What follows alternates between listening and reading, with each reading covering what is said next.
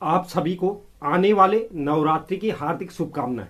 तो नवरात्रि के शुभ अवसर पर मैं आपके लिए पुनः से एक वीडियो लेकर आया हूं, जिसमें आज हम चर्चा करेंगे नवरात्रि की तिथि, कलश स्थापना का शुभ मुहूर्त, साथ ही साथ नवरात्रि के इन 9 दिनों में हमें कौन से कार्य करने चाहिए और कौन से कार्यों से हमें परहेज करना चाहिए। इस सब विषय पर आज की वीडियो में चर्चा होगी। तो अभी तक भी आपने अगर चैनल को सब्सक्राइब नहीं किया है तो चैनल को आप जरूर सब्सक्राइब कर लीजिए, साथ ही साथ वीडियो को एक लाइक जरूर कीजिए।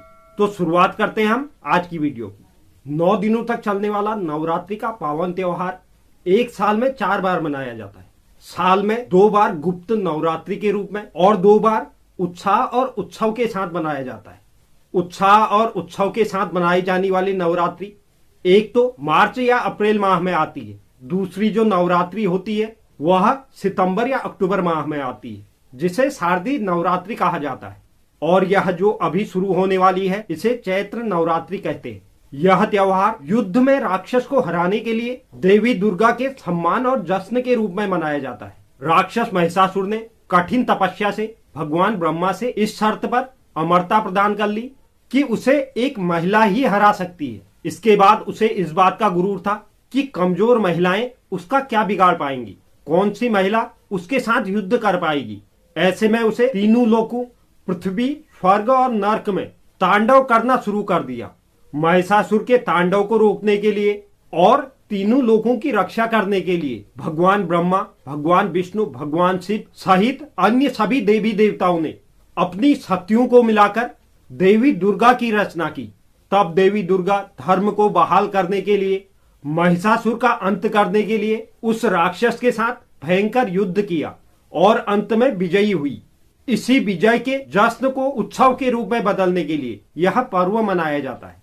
नवरात्रि शब्द का शाब्दिक अर्थ 9 रातें हैं। ऐसे में नवरात्रि के 9 दिन चलने वाला यह भारतीय त्योहार है और इस दौरान देवी के 9 रूपों की पूजा की जाती है।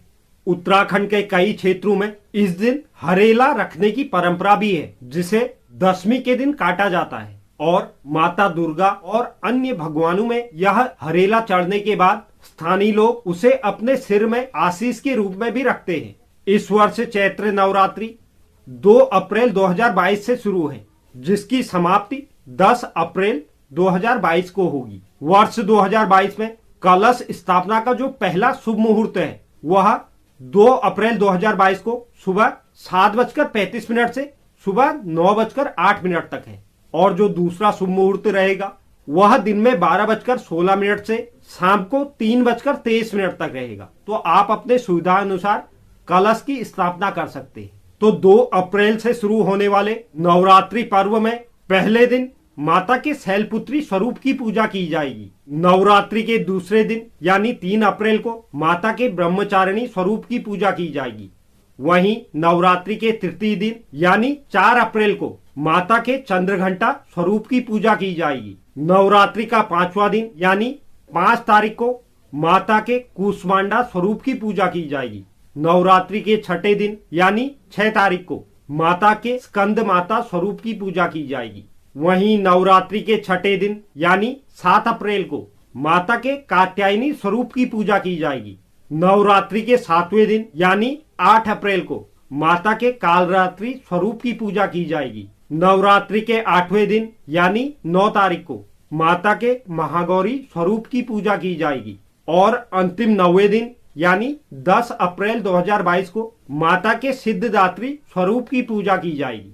तो आप हर दिन माता के अलग अलग स्वरूप की पूजा करें। अब हम बात करते हैं नवरात्रि में कौन से कार्य करने हमें बहुत आवश्यक है और कौन से कार्यों से बचना चाहिए। नवरात्रि के दिनों में सभी को सूर्योदय से पहले उठकर गंगा नदी में स्नान करना चाहिए। अब यह हर किसी के लिए मुमकिन नहीं है। जो लोग गंगा नदी के समीप रहते हैं वह तो यह कार्य कर सकते हैं, लेकिन जो गंगा नदी से दूर रहते हैं वह लोग अपने नहाने के जल में थोड़ा सा गंगा जल डालकर यह कार्य कर सकते हैं। कहा जाता है इस दिन गंगा जल से स्नान करने से आपके पिछले जन्मों के सभी पापों का नाश हो जाता है।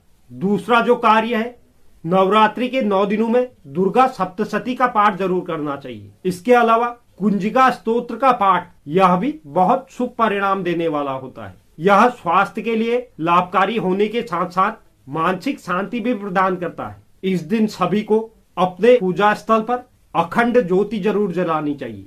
ऐसा करने से आपका भाग्य उज्जवल होता है। हो सके तो नवरात्रि में दुर्गा जागरण का आयोजन भी करें। नवरात्रि के दिनों में माता रानी को लाल चुनरी, कपड़े, फल फूल, श्रृंगार की सामग्री आदि चीजें जरूर अर्पित करें। ऐसा करने से सौभाग्य की प्राप्ति होती है। इसके अलावा आप अपने घर के मुख्य द्वार पर आम के पत्ते जरूर लगाएं। आप उसे एक धागे में पिरो लें, चाहे 7 पत्ते, चाहे 9 पत्ते, चाहे 11 पत्ते। उसके बाद आप उसे अपने मुख्य द्वार पर लगा दें। इससे घर में सुख, शांति और समृद्धि बनी रहती है। नवरात्रि के 9 दिनों में हर किसी व्यक्ति को क्रोध और क्रूरता से दूर रहना चाहिए। अगर आप इन दिनों में क्रोध और क्रूरता करते हैं तो माता लक्ष्मी की कृपा आपको प्राप्त नहीं होती है और आपको नाना प्रकार के परेशानियों से गुजरना पड़ता है। साथ ही साथ नवरात्रि के 9 दिनों में शराब तथा तामसिक भोजन का प्रयोग नहीं करना चाहिए। यह व्यक्ति को नकारात्मक परिणाम देने वाला होता है। इसके साथ साथ नवरात्रि के 9 दिनों में घर में शांति का माहौल बनाए रखें और जो अंतिम कार्य है इस दिन नहीं करना है। नवरात्रि के 9 दिनों में ब्रह्मचर्य का पालन करना बहुत शुभ माना गया है। अगर आप यह जो मैंने आपको कार्य बताए, यह सब जो करने हैं उन्हें करते हैं और जो नहीं करने हैं उनसे आप परहेज करते हैं तो निश्चित ही आपके जीवन में खुशहाली, सुख, समृद्धि, यश, वैभव, हर प्रकार की सुख समृद्धि आपको प्राप्त होगी। तो इस नवरात्रि को इन नियमों के साथ हर्ष और उल्लास के साथ आप मनाएं। तो उम्मीद करता हूं यह जानकारी आपको पसंद आई होगी। जो भी दर्शक चैनल पर नए हैं, चैनल को आप जरूर सब्सक्राइब कीजिए। साथ ही साथ बेल नोटिफिकेशन भी ऑन कर लीजिए, जिससे चैनल पर अपलोड होने वाली हर एक वीडियो का नोटिफिकेशन आपके पास सबसे पहले पहुंचे। और आप वीडियो को लाइक और शेयर भी जरूर करें और कमेंट बॉक्स में आप अपनी राय भी जरूर लिखें। धन्यवाद।